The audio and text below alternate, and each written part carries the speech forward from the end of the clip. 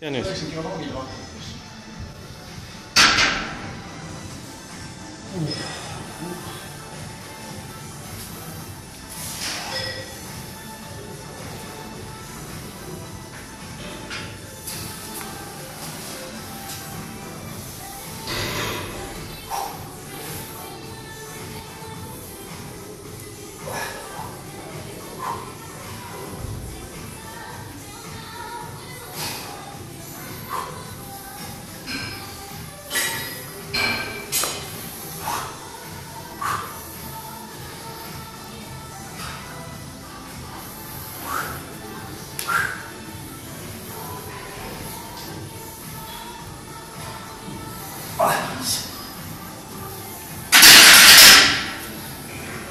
Ma ei saa öelda, et see nüüd kergelt tuli, aga see 95 on ikkagi jälle 10 kilo rohkem kui nädal tagasi.